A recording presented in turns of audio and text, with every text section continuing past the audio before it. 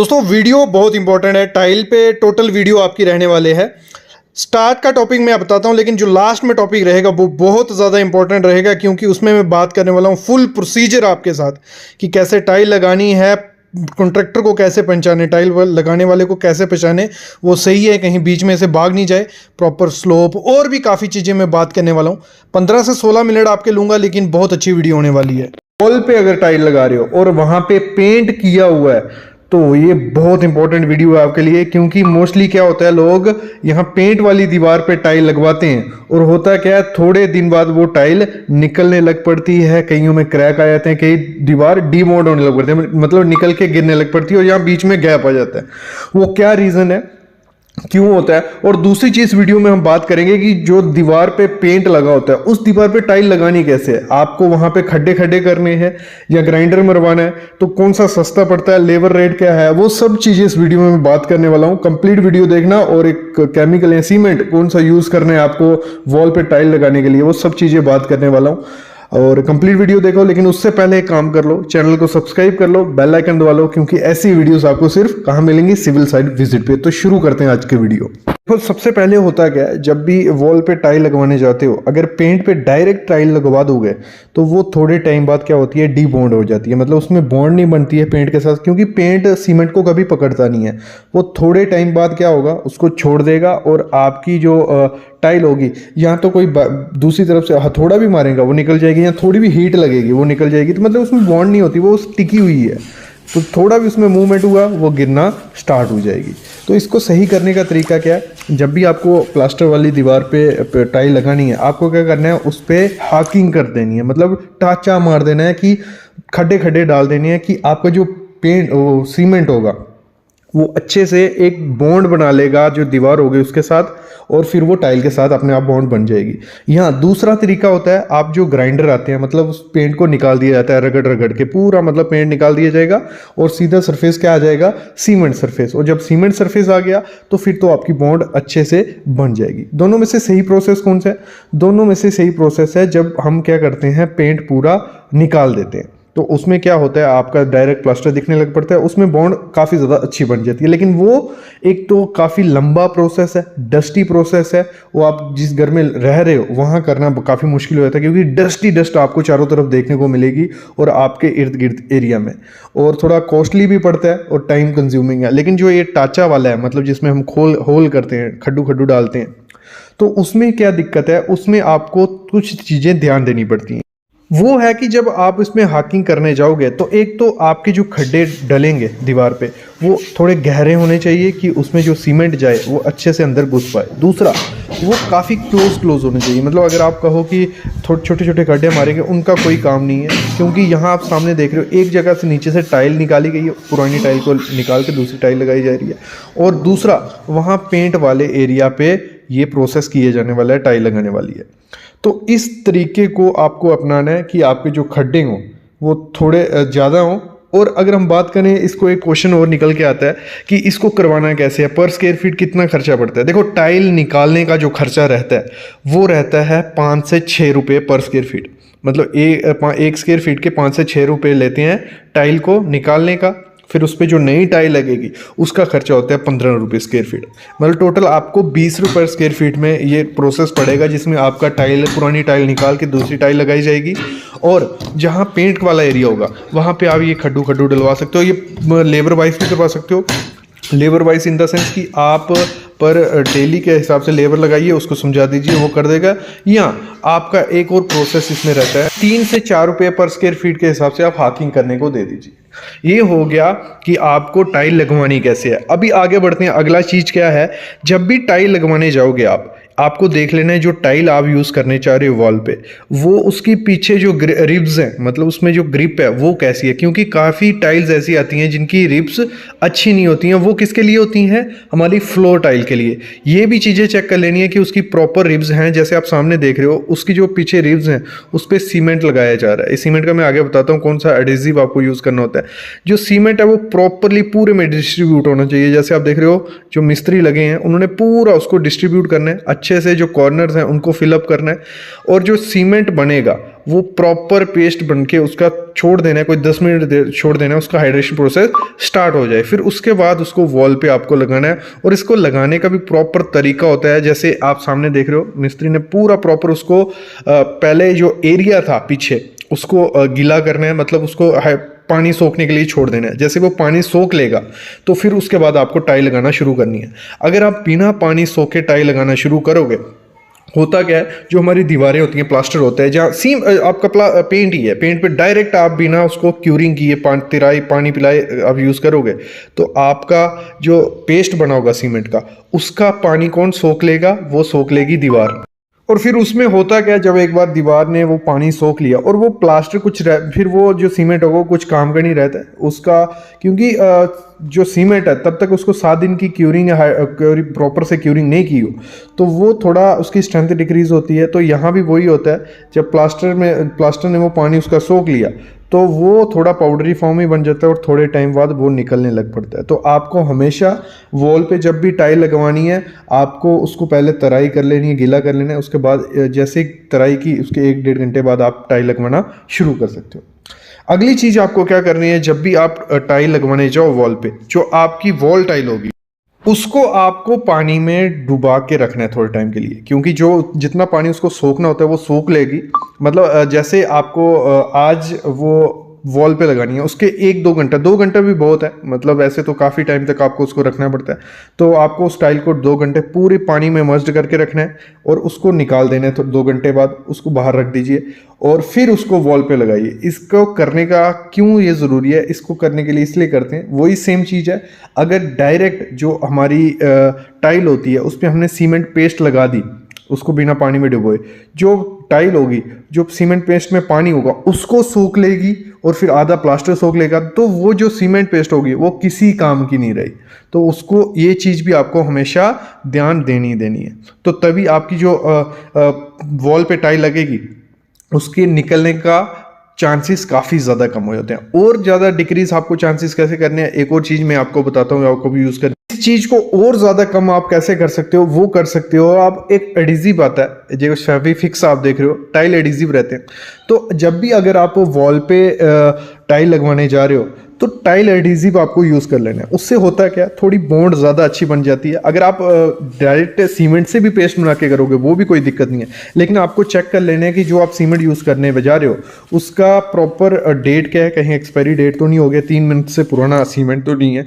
लेकिन अगर और ज़्यादा दिक्कत है, मेरे ख्याल में जहाँ पे पेंट वाला एरिया रहता है वहाँ पे आपको टाइल एडिसिव ज़रूर यूज़ करना चाहिए, क्योंकि उसमें थोड़ी स्ट्रेंथ होती है टाइल पकड़ने के लिए।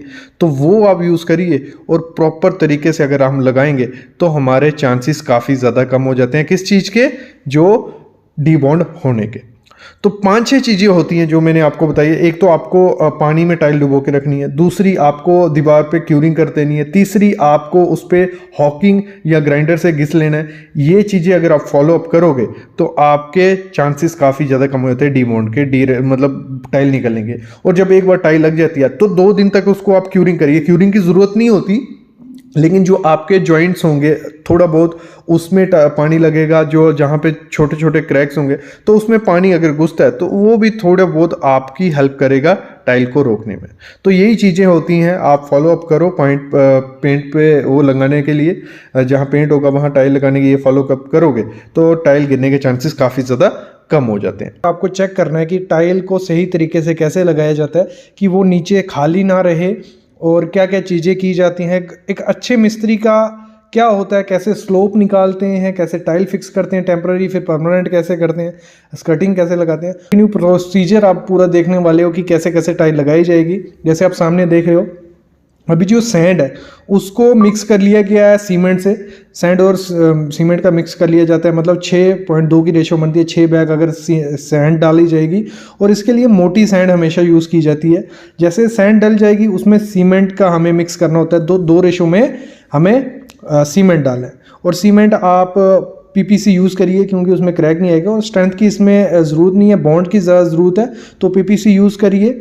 तो जैसे हम सैंड और सीमेंट को मिक्स कर लिया जाता है, उसका एक मिक्सचर बना लिया जाता है, उसके बाद स्लोप निकाली जाती है कि पानी आपको किस तरफ छोड़ना है। जैसे पानी का डिसाइड हो जाता है कि आपका पानी इस तरफ जाएगा, यहाँ से स्लोप उठानी है, वो वाटर लेवल की हेल्प से मार्किंग कर ली जाती है। उसके बाद मिस्त्री करते हैं क्या है, जैसे आप सामने देख रहे हो पूरा प्रॉपर डिस्ट्रीब्यूट कर देते हैं सैंड को, जिस हिसाब से आपको क्या करना है, आपको स्लोप देनी है जहाँ पानी जाना है। उसके बाद जो टाइल रहती है आपकी, ये विट्रीफाइड टाइल रहती है, 2x4 की टाइल यहाँ यूज़ हो रही है और काफ़ी कंपनीज़ की आती है, लोकल भी आती है, कजारिया की आती है, ओरिएंट की आती है और भी जॉनसन की आती है, काफ़ी कंपनीज़ होती हैं उनकी टाइल आती है। तो जैसे ही आपका स्लोप बन गई, विट्रीफाइड टाइल को लाया जाता है, उसको टेम्परेरी फिक्स किया जाता है। और मैं आपको क्लियर कर दूँ, ये काफ़ी लोगों के क्वेश्चन होते हैं कि सर ये जो विट्रीफाइड टाइल है इसको आपको क्या भिगोना पड़ता है? नहीं, इसको भिगोने की ज़रूरत नहीं पड़ती। और सामने जैसे आपने देखा मिस्त्री उसको टेढ़ा करके देख रहा था स्टाइल को, वो प्रोसेस क्या कर रहा था, वो देख रहा था क्योंकि इसमें जो बड़ी टाइल्स रहती हैं पैटर्न के लिए ए बी सेक्शन होती है या 1-2 सेक्शन होती है या एरो होते हैं, तो उस हिसाब से इसको फिक्स करना होता है और इसका एक पैटर्न बनता है। लेकिन ये जो सामने आप देख रहे हो एक इटालियन लुक था, तो इसका कोई पैटर्न नहीं बन रहा है, ये डायरेक्ट जाएगी। तो हम कहाँ थे कि विट्रीफाइड टाइल और सिरेमिक टाइल में, जो सिरेमिक टाइल होती है उसको भिगोया जाता है, जैसे ब्रिक हमारी होती है, ईंट होती है, वो पानी सोखती है, वैसे हमारी जो सिरेमिक टाइल होती है वो भी पानी सोखती है, तो उसको भिगो के फिर लगाया जाता है। लेकिन विट्रीफाइड में ऐसा नहीं है कि वो ये बिल्कुल भी पानी नहीं सोखती है। और जैसे सामने आप टाइल देख रहे हो इसको फिक्स किया जा रहा है, लेकिन इसमें एक गलती की जा रही है। जब टाइल फिक्स की जा रही है तो इसमें एक गलती हो रही है कि जो इसमें ग्रूव है, आपको 3 से 4 mm का ग्रूव दे देना है। जैसे आपकी जो बड़ी टाइल होती है वो बाद में आपकी बॉन्ड छोड़ सकती है, बेंड हो सकती है अगर आपने ग्रूव उसमें नहीं दिया, क्योंकि जो टाइल है वो कॉन्ट्रैक्ट और एक्सपेंड होगी, तो उस वजह से दिक्कत आ सकती है कि आपकी बाद में टाइल बीच में से छूट जाए या ऊंची नीची हो जाए। तो आपको बीच में ग्रूव प्रोवाइड करना है, उसमें आप ग्राउटिंग कर सकते हो। और साथ साथ में आप प्रोसीजर भी देख रहे हो, साथ साथ में आपके मैं टिप्स भी देते जा रहा हूँ, डिटेल देते जा रहा हूँ। और जिस दौरान ये प्रोसेस किया जा रहा होता है काफ़ी सावधानी आपको देनी है कि स्क्रैचेस नहीं आए और टाइल टूटने का डर काफ़ी रहता है टेम्पररी जब ये फिक्स की जा रही है। और टेम्पररी फिक्स की जा रही है, इसको देखा जाता है पूरा कि कहाँ कटिंग आ रही कहाँ। जब एक बार कटिंग कंप्लीट हो जाती है उसके बाद इसको परमानेंट किया जाता है, वो आगे मैं यहाँ देखूँगा। और नेक्स्ट चीज़ आपको ध्यान देना है, ये जो टाइल में यूज़ कर रहे हैं हम, सामने जो टाइल देख रहे हो ये 2x4 का पीस है। आजकल पैटर्न चला हुआ है 2x4 का, 2 फुट ऐसे है और लंबी ये 4 फुट है। अगर हम ऐसे बोलें 600 mm बाय 1200 mm की ये टाइल रहती है और काफ़ी अच्छी लुक देती है, एक मार्बल लुक आपको देखने को इसमें मिलेगा। और अगर हम बात करें इसकी प्राइसिंग स्टार्ट हो जाती है 55 रुपये से, 55 रुपये पर स्क्वायर फीट के हिसाब से हो जाती है। और आपको एक बॉक्स में 2 या 3 ये टाइल देखने को मिलेंगी। और एक बॉक्स की अगर हम बात करें, 2 टाइल का बॉक्स जो आपका रहता है वो 900 से 1000 रुपये के बीच पे आपको एक बॉक्स मिल जाएगा। ठीक है, क्लियर हो गया इतना सा। और एक चीज़ मैं क्लियर कर दूंगा आपको, जब ये टाइल लगाई जाती है एक एडेसिव भी आता है टाइल को फिक्स करने का, जो फेवी फिक्स रहता है, फेवी फिक्स उसका नाम है, काफ़ी कंपनीज का रहता है। तो उसकी हेल्प से अगर टाइल लगाई जाती है, 2x4 की टाइल मोस्टली आजकल देखा जा रहा है कि लोग वॉल्स पे भी लगा रहे हैं। जब वॉल्स पे आप लगाओगे उसको प्रॉपर से, आपका जो पीछे का सरफेस होना चाहिए रफ होना चाहिए। अगर सरफेस जो है आपका पहले से पेंट किया हुआ है उसको पेंट को निकाल के वहाँ हाकिंग कर लीजिए, फिर उसको चिपकाइए टाइल एडिसिव के साथ। अगर नहीं है तो रफ सरफेस करके आप डायरेक्ट उसको लगा सकते हो। तो एक अच्छा प्रोसेस रहता है जिससे इसकी लाइफ भी बढ़ती है और वो भी रहता है। मेन चीज़ जब ध्यान देना, जब ये टाइल लगाई जा रही होती है तो तब एक चीज़ आपको ध्यान देनी है, इसके कॉर्नर्स, क्योंकि मोस्टली कॉर्नर से अगर टाइल टूटेगी तो उसको फिक्स करने में काफ़ी ज़्यादा दिक्कत आ जाती है। तो ये चीज़ें भी आपको ध्यान देनी है जब आपको टाइल लगानी है। और एक चीज़ ध्यान देना, जब भी टाइल की कटिंग की जाती है तो उसमें एक डायमंड ब्लेड आता है, लोकल कंपनी का ब्लेड भी आता है। जब उसकी कटिंग करनी है तो ब्लेड आपको प्रॉपर अच्छा होना चाहिए, क्योंकि अगर सिंपल किया तो उसके जो कॉर्नर्स होते हैं वो छिल जाते हैं और आपको देखने में जहाँ से जॉइंट होगा वो काफ़ी ख़राब दिखेगा देखने में। और अगर हम बात करें टाइल फिक्सिंग का जो कॉस्ट रहती है, मोस्टली टाइल फिक्सिंग का कॉस्ट इस समय 10 रुपये से, 10 रुपये अभी नहीं चल रहा है, लेकिन जो बड़े बड़े कॉन्ट्रैक्टर्स हैं वो बड़ा काम में 10 रुपये पर स्क्वायर फीट ले सकते हैं। लेकिन 13 रुपये से आगे ऑनवर्ड आपको 20 रुपये पर स्क्वायर फीट मिल जाएगा। जैसे मैंने कहा था ग्राउटिंग करवाते हैं तो ग्राउटिंग के जो प्राइसेस है 5 से 6 रुपये पर स्क्वायर फीट के हिसाब से रहता है। बाकी अगर हम 15 रुपये पर स्क्वायर फीट टाइल फिक्सिंग का दे रहे हैं प्लस 5 रुपये आप जोड़ते हो उसमें, तो 20 रुपये आपको ग्राउटिंग के साथ फिक्सिंग का खर्चा आ जाता है। तो ये भी चीज़ आपको काउंट कर लेनी है जब आप टाइल फिक्सिंग करवाओ। और वेस्टेज अगर हम पकड़ के चलें 5% आपकी वेस्टेज रहती है। जो भी टाइल आप लेने जाओगे तो उसकी कैलकुलेशन इस हिसाब से करनी है। 10x12 का अगर रूम है तो आपकी 10x12 120 स्क्वायर फीट हो गया, और उसका आपको 5% अप्रॉक्स 5 स्क्वायर फीट या 6 स्क्वायर फीट एक्स्ट्रा लेके चलना है। और ये हो गया हमारा फ्लोरिंग का। फिर स्कर्टिंग जो होती है पैरामीटर के हिसाब से आपको स्कर्टिंग गिन लेनी है।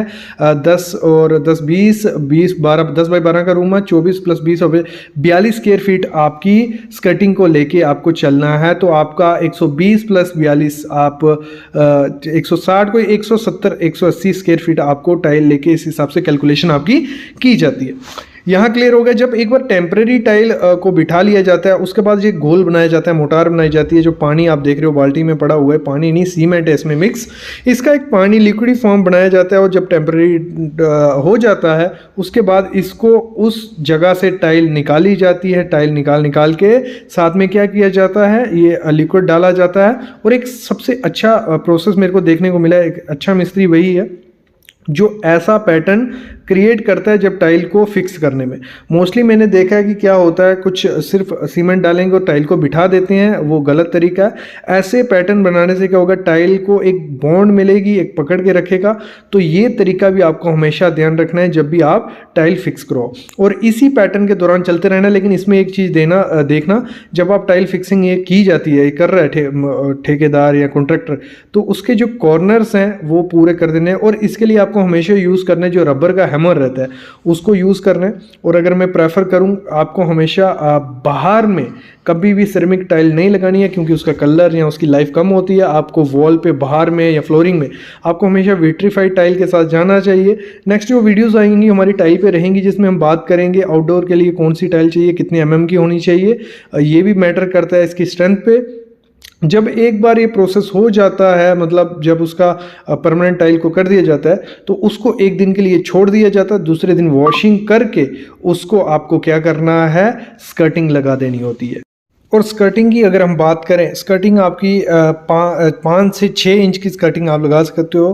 काफ़ी अच्छी दिखती भी है, एक उसकी ग्लॉसी लुक दिखती है टाइल की जब स्कर्टिंग इसमें लग जाती है। अगर हम बात करें दूसरी, स्कर्टिंग को हमेशा RMT में, रनिंग मीटर या रनिंग फीट में काउंट किया जाता है। जैसे हमारी फ्लोरिंग का कैलकुलेशन अगर किया जाएगा, रेट एनालिसिस किया जाएगा, तो वो पर स्क्वायर फीट में रहेगा। लेकिन जो हमारी स्कर्टिंग रहती है, स्कर्टिंग सामने आप देख रहे हो कि स्कर्टिंग होती क्या है, पैरामीटर में एक वर्टिकल में छोटा पीस 5 से 6 इंच का लगाया जाता है। जैसे सीमेंट पेस्ट आप देख रहे हो उस पर लगाया जा रहा है, उसको डायरेक्ट उस पर अप्लाई कर दिया जाता है। जब एक बार आपकी स्कर्टिंग लग जाती है, दूसरे दिन इसकी प्रॉपर क्यूरिंग आपको कर देनी है, तराई कर देनी है, पानी मार देना है, नहीं तो आपके ऊपर उसके क्रैक्स देखने को मिल सकते हैं। तो ये फंडा था, ये प्रोसीजर था। अच्छा, इससे आप फॉलो करते हो, अगर ऐसे टाइल प्रोवाइड करवाते हो तो आपकी टाइल की स्ट्रेंथ भी रहती है, लाइफ भी रहती है, और भी काफ़ी चीज़ें आपने इस वीडियो में सीखी होंगी। ऐसी वीडियोस हम लाते रहेंगे, बस आप चैनल को सब्सक्राइब करके रखिए और बेल आइकन दबा के रखिए। Thank you guys.